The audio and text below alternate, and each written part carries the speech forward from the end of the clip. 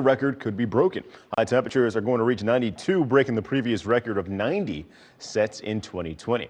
And all across the land, temperatures are warmer than they were at this point in time yesterday, but in some areas that's a 5-degree difference, like Sanford out towards DeLand, to a 4-degree difference in your temperatures over the last 24 hours. And it's that warming trend that will carry into your weekend as well. 87 out the door in Orlando.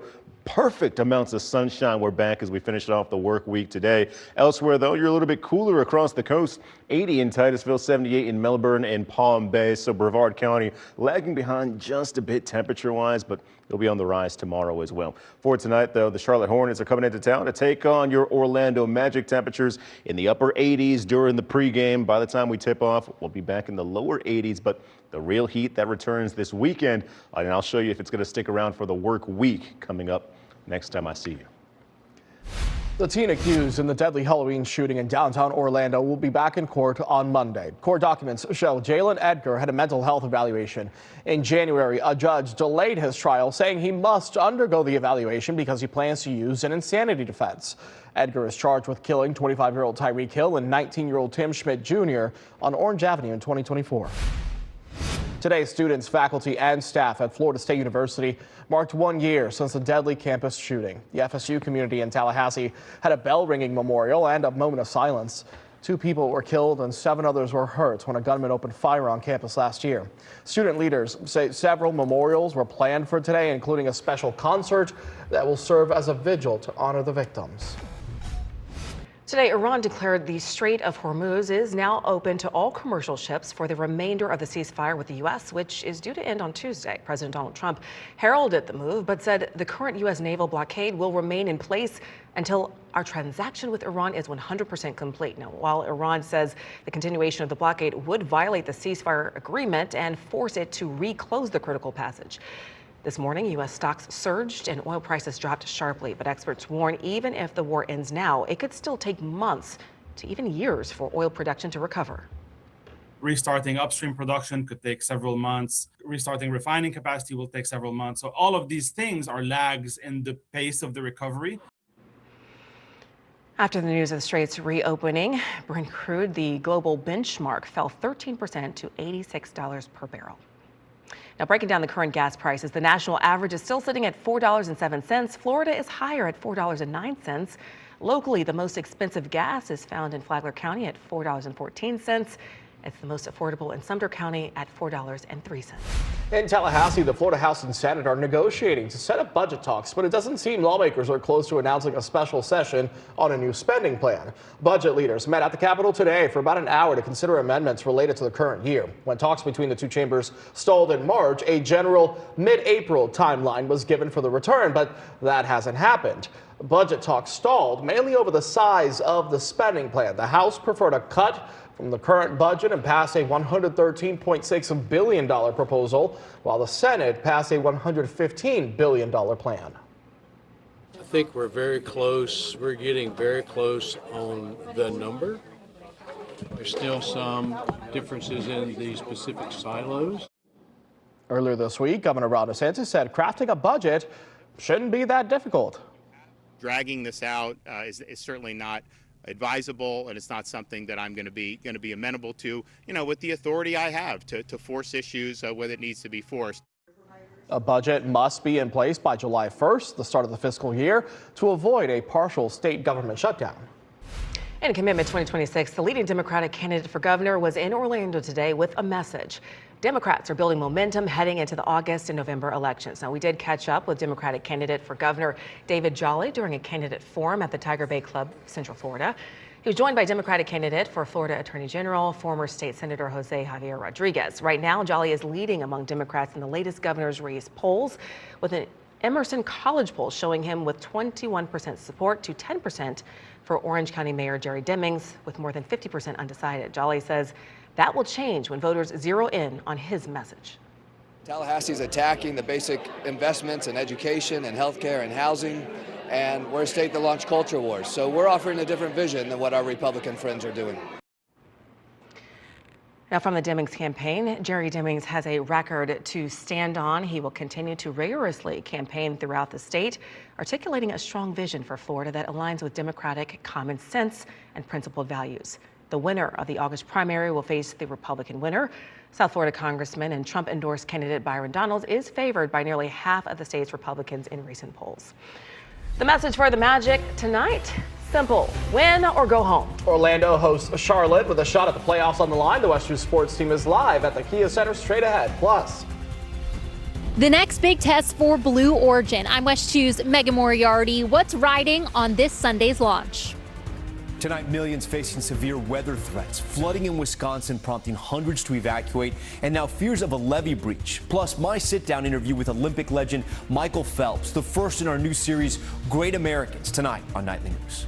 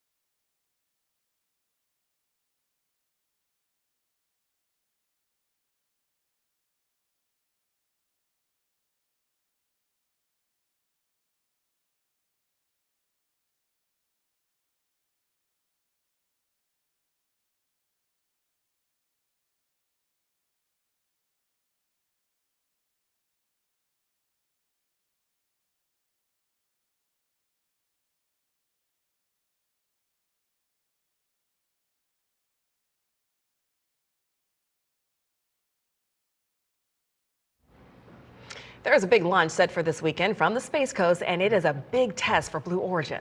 Blue's big new Glenn rocket will blast off Sunday morning. West 2's Megan Moriarty shows us why a lot is riding on this mission. A successful hot fire test has Blue Origin gearing up for a weekend launch. You'll remember back in November, this monumental moment for the company, landing their booster on only its second attempt, and now they need to do it again. Yeah, so this booster has actually flown once already, and was captured on this barge vehicle previously, and brought back and refurbished, and now they're going to fly it again. So this is also demonstrating something that can compete with SpaceX, and that is this idea of reusability, which hopefully in the long run reduces the cost of access to space. Blue Origin says its boosters are designed to support 25 flights each. And not only would this help put them in the mix for sending satellites to space, but also furthering human spaceflight. But of course, this type of vehicle will be used then for the lunar lander missions coming up as part of the Artemis program, and is hopefully part of the Artemis 3 demonstration mission. So they need to perfect this vehicle. That will then lead into the lunar lander vehicle Mark 1, which just arrived back from Houston after testing. Both SpaceX and Blue Origin are working on vehicles to help NASA put astronauts on the moon for the first time since the 70s. During our interview with NASA Administrator Jared Isaacman, Isaacman told me the agency is working closely with both partners to get it right. So we always had two vendors. I think the only clarification, which I believe was obvious to most, which is if one is ready before the other, that's what we're going with. I mean, we have no time to delay here. We have a great rival that's also trying to get to the moon. Artemis 4 will land us on the moon, but Artemis 3 is where they'll test out the vehicles to make it happen. I mean, is the clock really ticking for both these companies at this point? Yeah, I think so. Basically, the Artemis 2 mission was such a wild success that now it's sort of in the hands of the contractors in terms of Blue Origin and SpaceX to be ready for NASA's next mission. Covering the Space Coast, Megan Moriarty, West 2 News. The launch window opens Sunday at 6:45 in the morning and lasts for 2 hours. All right, now it's time to get another check of Central Florida's certified most accurate forecast. And Marquise, we are looking nice and warm and dry for this weekend. Yeah, all good things for a launch coming up on Sunday, right? Yeah. As you mentioned, that launch window starts at 6:45. I think skies will be clear across the Space Coast at that time period. So overall, there's a 90% probability that we won't show any weather restrictions for the Bluebird 7 there, launching off at 6:45 Sunday morning. Right now across the Space Coast, though, skies are just as clear, right? A gorgeous looking sunset as we take a look at the Kennedy Space Center. Temperatures in Brevard County are back in the upper 70s. So now starting to cool, but further inland, you warmed up to 87 degrees in Orlando over the last hour. We actually hit the 90s in the Villages earlier this afternoon. So we're trend a little bit warmer heading into the weekend. In fact, if you're in Leesburg, you can show the potential for record-setting highs tomorrow. 92 going to be your high in the afternoon, breaking the previous record of 90. Coming close to records, though, elsewhere where we reach the 90s, like Sanford, 92. Orlando, you'll be 2 degrees shy of setting a record with a high of 91 degrees tomorrow.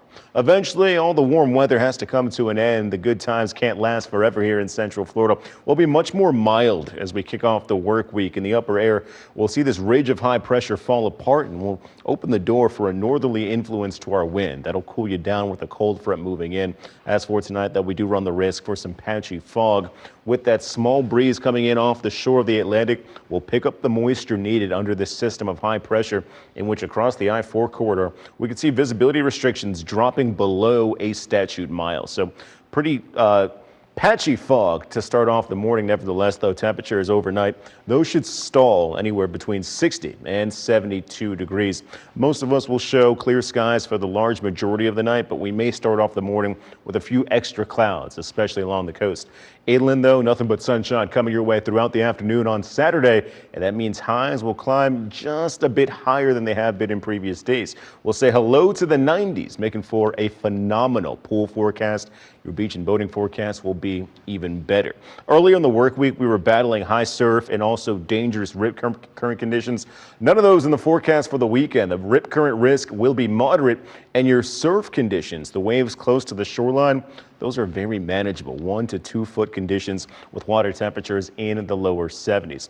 Notice, though, your rip current risk returns to the picture Sunday, Monday, and Tuesday, as we'll start to see increased winds with a cold front moving in and those breezy conditions along the coast. Well, that elevates your wave height. So Saturday, definitely the better of the 2 beach days, in my opinion. Both days do show pretty similar highs in the mid and the upper 80s if you're in Volusia or Brevard County.